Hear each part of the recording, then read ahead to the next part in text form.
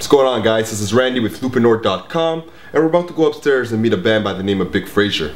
Now, check them out at the Horseshoe Tavern last week and they absolutely killed it. So I thought I'd come down to their warehouse today, chat with them a little so that you guys can get a glimpse about who Big Frasier really is. Let's go!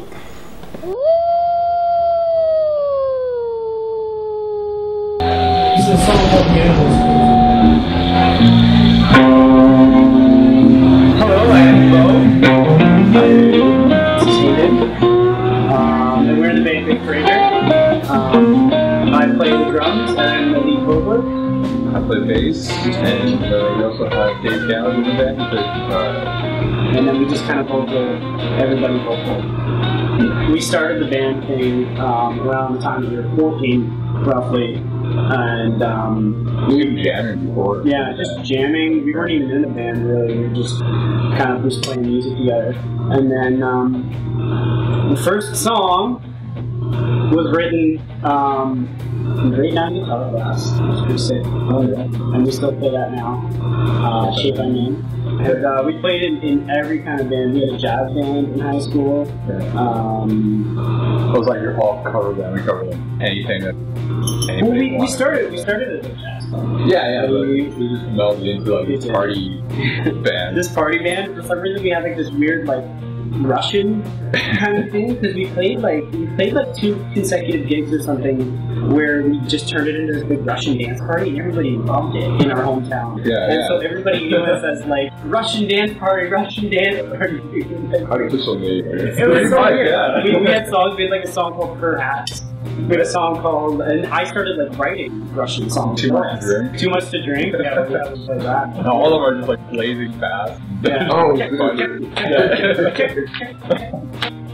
I really enjoyed the jazz band thing though, because we've also played like really soft jazz too. There's like a gourmet restaurant in Alliston, our hometown of Alliston, and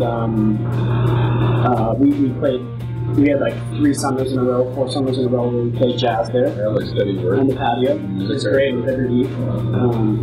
Yeah, and we had a lot of fun this summers. I love those days. I mean, even with the party band, like, it just got us playing all different styles of music, even maybe stuff that we weren't really playing on our own. So it's like becoming more versatile. Yeah, we'd explore things. Yeah.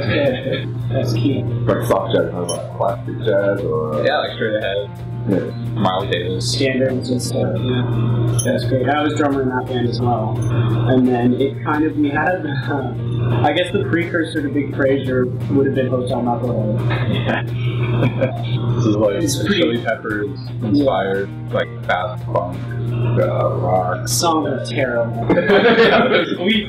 Those songs suck. I was just slapping the entire time. I think that's really where we cut our teeth on songwriting right there. We just like went for it. We did these like crazy fucking stuff. We still have stuff in those songs that we really like that we want to bring back. We talked about it before, but like everything else that we piled on top of them was just like shit. It was like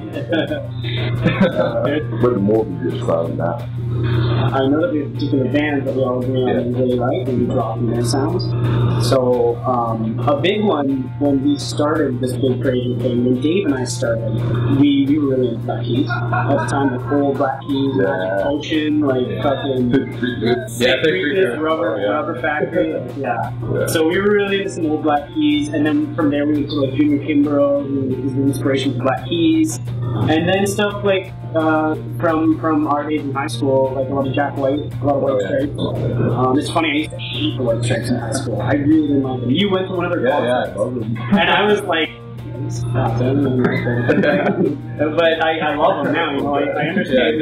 You get to understand simplicity, and that's the big thing to understand and grasp. Even songwriting-wise, I think the band. Songwriting-wise, the band.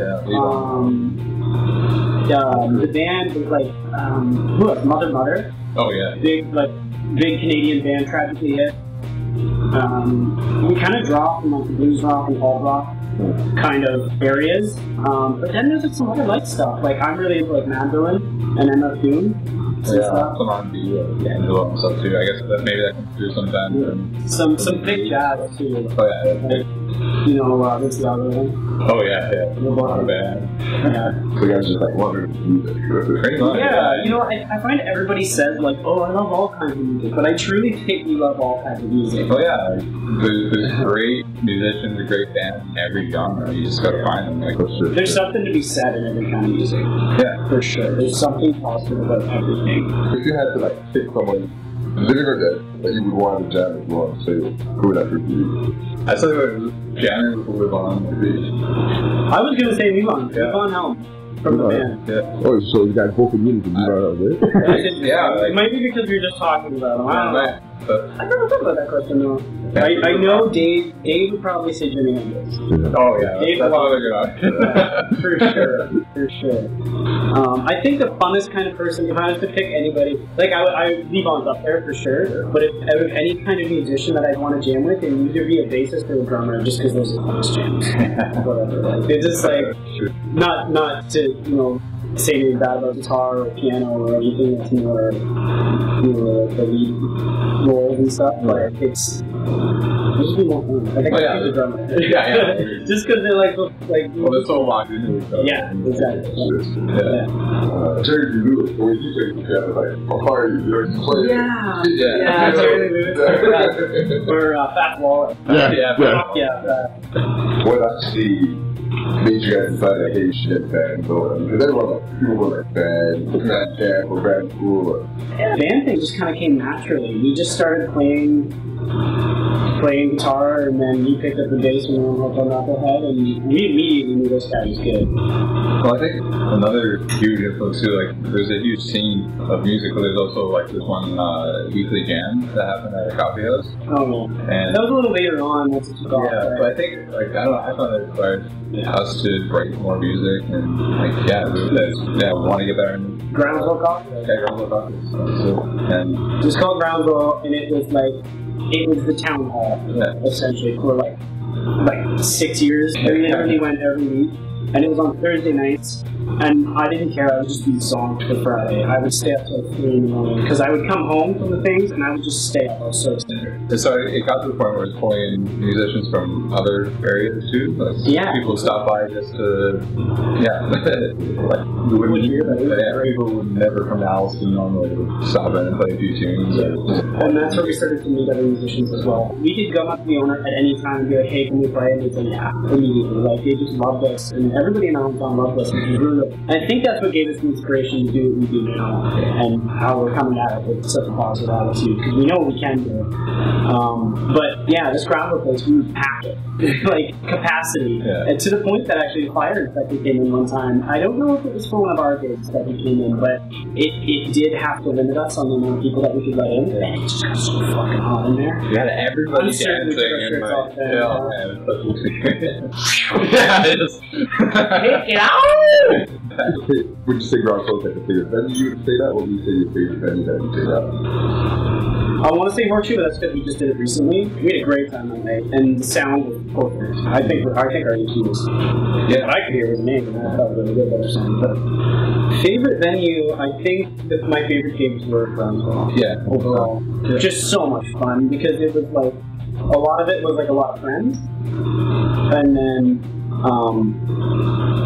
but then there were people there that weren't our friends, and then after the gig, they were our friends. It was kind of cool. A lot of good vibes. Just all experimental with Groundswell. We just like, there's so many risky things. You could do anything. So you had so much freedom, and you just felt so loose and relaxed. Almost like a shame around here. Yeah, kind of, exactly. That's exactly what I mean. What are the inspirations for the music that you write versus like content-wise or material-wise? It's as we said, we've been writing songs for a long time. We experimented with Hotel Knucklehead, and I think those kind of bands taught us almost what not to do in some circumstances. Experimenting at Groundswell taught us what not to do, and I think we're starting to get to a point where we're really honing it. And that's what I love about Dave, is Dave likes to sit down and he's like, let's songwrite, let's do it. He's kind of one of the first people that I've ever collaborated with that he wants to songwrite too, and I really like that about him. But yeah, usually what we do is